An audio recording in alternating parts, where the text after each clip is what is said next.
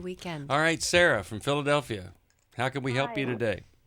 Hi, thank you. Sure. I'm actually calling to ask Dave a specific question, if that's all right. All right, Oh, Sherry, let's go I take don't He's know. on the hot seat. Let's go get a cup of coffee, Sherry. All right, I'll sit here and watch him sweat, Sarah. What is the question for Big Wave Dave?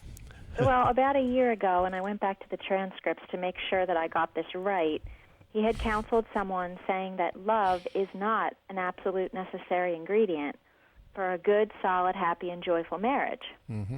And went on to say there are times you don't feel loving, but you made a commitment, and when you behave in loving ways, the feelings of love always come back. Mm-hmm.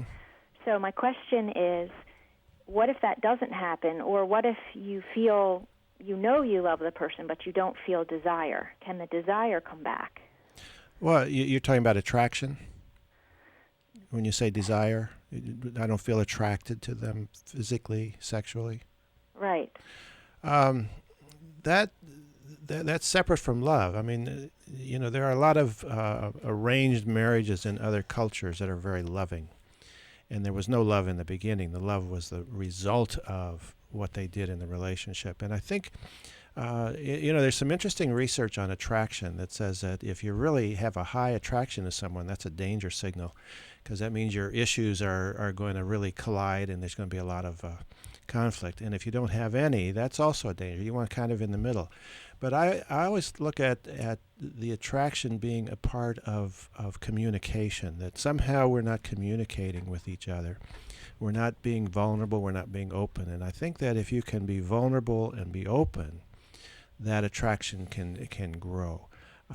There's some research looking at long-term marriages and how the sexual attraction kind of diminishes, but then there's also those examples where it builds and wanes and builds and wanes. It's just kind of like the waves of the ocean. They come in and there's waves and troughs, kind of a thing.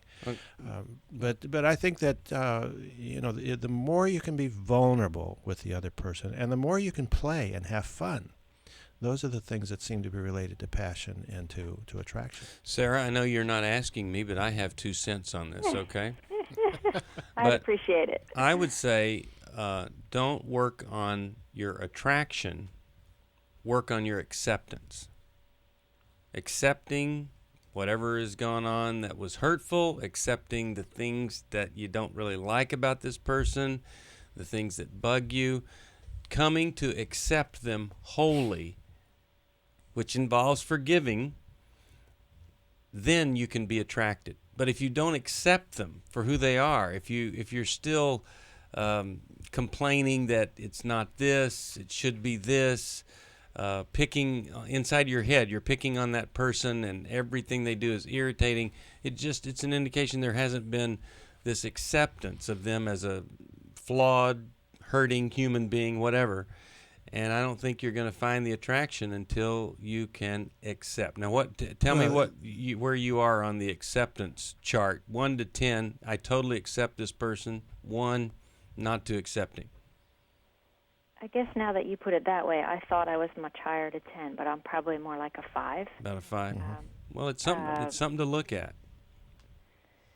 Okay. Yeah, Sarah, I'm just so curious. Anyone that would go back a year and look at the transcripts to make sure you heard Dave right, this question Wow, that is shows really just how important important to you. what I say, too. It's Yeah, important that's to true. me because my Yeah, husband feels very unloved and undesired, and I can't hide the change in me and how I don't feel the way I used to feel.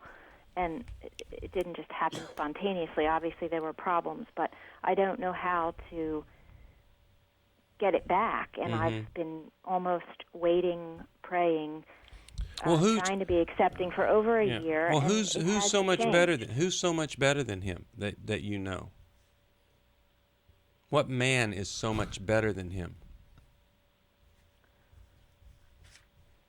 I don't know, but I imagine an anonymous, faceless person when I'm with him. Mm-hmm. Well, I think part of what you're starting to say, Sarah, is that there have been some hurts and some things that have caused you to pull away and to We shut are down. definitely disconnected, and Yeah. I believe, and I feel that I've shown this to him, that I've forgiven him for some issues that we've had.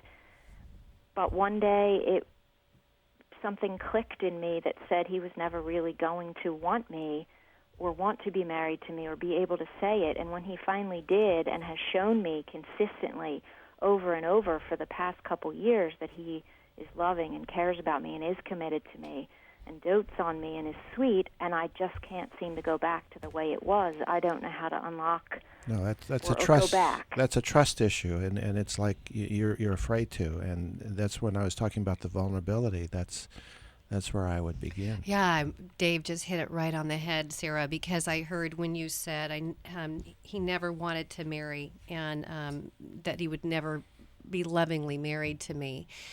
You made an agreement 2 years ago with a belief. And the very fact that your husband has shown you differently that, he's trying to prove it to you, but you're holding on to that belief, because as long as you hold on to that agreement, you won't have to unveil. You're not going to have to let go of your fear of trusting and move towards him. And so you're going to create a standard so high, something so high that he can't even jump it. He some perfect goal. So that's the nameless, faceless person. Nobody can reach that, not even you. So do you see how that's setting you up to keep yourself from connection? And from hurt.